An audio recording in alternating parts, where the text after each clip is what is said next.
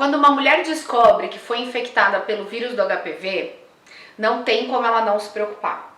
Então hoje eu fiz esse vídeo para falar tudo o que você precisa saber sobre o HPV.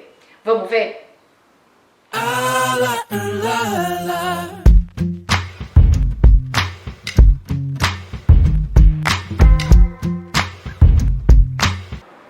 Olá meninas! Estamos aqui para mais um vídeo do nosso canal do YouTube. Eu sou a doutora Ana Paula Sartori, sou médica, ginecologista e obstetra. E hoje eu vim conversar com vocês sobre um tema muito importante, importante em todas as fases da vida da mulher, a infecção pelo HPV. Se esse tipo de tema te interessa ou interessa alguém que você conhece, compartilha esse vídeo com a pessoa, se inscreve no canal e aproveita todos os temas que eu trago aqui para vocês. Bom, pessoal, tem sido muito comum a procura, né, às vezes até desesperada, de algumas pacientes que descobrem que foram infectadas pelo HPV, né? Então eu resolvi fazer um vídeo para conversar um pouquinho mais com vocês sobre isso e tirar algumas dúvidas que vêm com muita frequência. Primeiro eu quero falar o que significa HPV. HPV, a sigla HPV, significa vírus papiloma humano. É um vírus muito comum hoje e ele tem um trofismo, né? Ele tem uma preferência por ficar em pele e tecido de mucosas.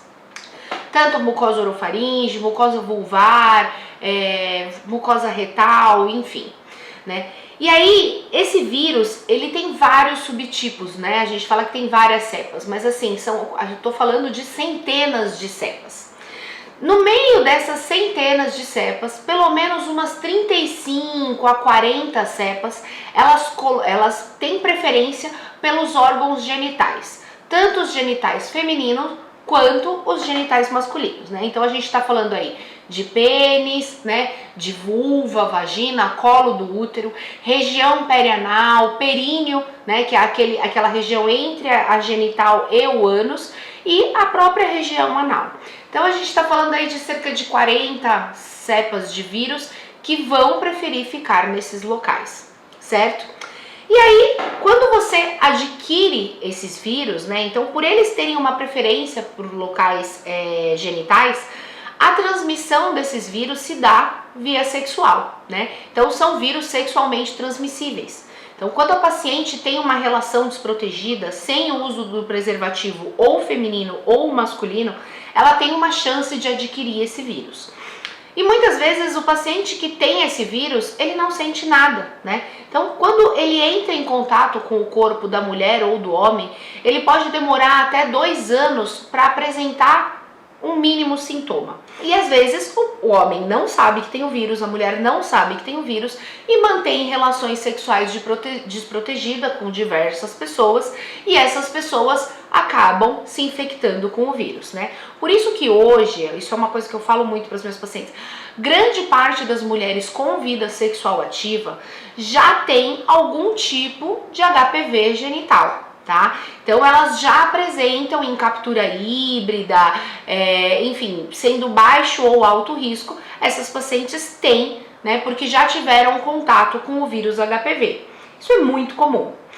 E aí o que você pode ter de sintomas, né? Então os sintomas do HPV na região genital, eles podem ser nada, né? Então às vezes o paciente é assintomático, ou eles podem apresentar pequenas lesões tipo verrugas, até verrugas muito maiores, né? Chegando a alguns tipos de HPV que causam algumas displasias, né? Que são lesões pré-cancerígenas, até chegando num estágio mais grave, né? Estágio final do câncer de colo de útero, né? Então isso é o que a gente mais teme.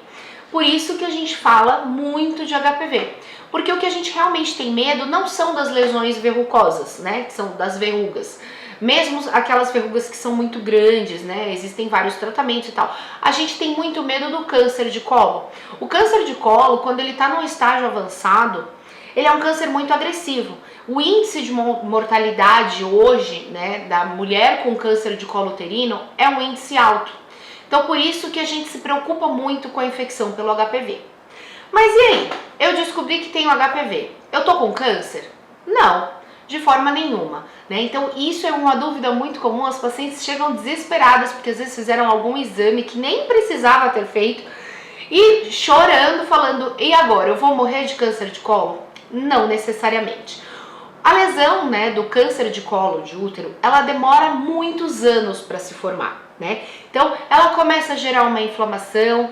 A partir do momento que o vírus ele entra no corpo da paciente, ele não vai mais sair, tá? Então, isso é algo muito importante para se dizer. A gente pode fazer cauterização, a gente pode queimar as verrugas com ácido, a gente pode fazer diversos procedimentos. Isso não significa que a mulher está livre do vírus. Então, eu falo para os meus pacientes, você precisa aceitar. A partir do momento que você teve contato com o vírus e esse vírus está dentro da sua mucosa, está dentro da sua célula, você não vai mais se livrar dele, tá? Então, esse vírus vai conviver com você o tempo todo. O que você pode fazer? Você pode manter a sua imunidade sempre muito fortalecida, porque ela não vai deixar que esse vírus faça uma lesão que se torne um câncer no futuro. E é aí que eu quero chegar com vocês, né? Então, o vírus, para ele formar um tumor, para ele formar um câncer, ele precisa que a mulher esteja com a imunidade baixa, porque assim ele consegue fazer as lesões, e isso demora longos anos, tá? Então, antes essa lesão ela é feita em estágios, né? Não é assim, você tá bem, de repente, depois de 2 meses você já tá com um câncer avançado. Não, essa lesão ela vai, né, aumentando cada vez mais, isso por longos anos. A gente tá falando aí cerca de 20 a 30 anos de evolução para se tornar um câncer de colo agressivo, tá bom? E como que você pode saber que você tá fazendo essa lesão? Então aí é que entra, né, o tão famoso exame de Papa Nicolau. Quando você colhe o exame de Papa Nicolau, né, na verdade na consulta a gente passa o espéculo e a gente colhe nada mais do que células da transição, né, dos epitélios do colo. E aí nessas células a gente consegue ver se existe ou não alguma lesão feita por HPV. E aí a gente consegue saber se tem algum vírus ali tentando estabelecer um câncer, né, uma displasia, ou um pré-câncer, na verdade, ou não. Então, na verdade, o exame de Papa Nicolau, ele é muito importante. Ele não vai prevenir você de ter o câncer, porque, na verdade, a prevenção desse câncer de colo uterino seria a prevenção da infecção pelo HPV.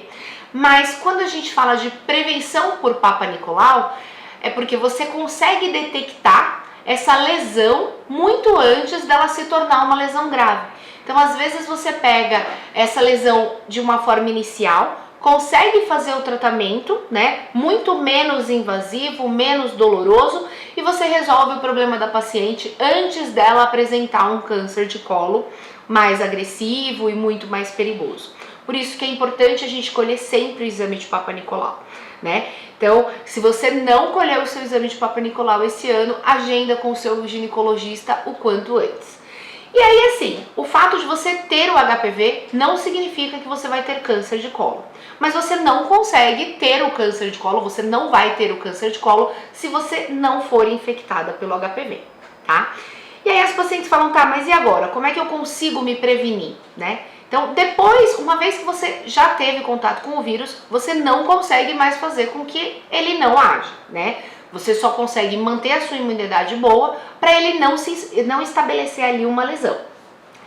Hoje a gente tem a vacina nonavalente do HPV, né? Então, essa vacina, ela é uma vacina muito importante e muito eficaz para vários tipos de câncer, não só o câncer de colo, como câncer de garganta, câncer retal e outros cânceres que são causados também pelo vírus do HPV.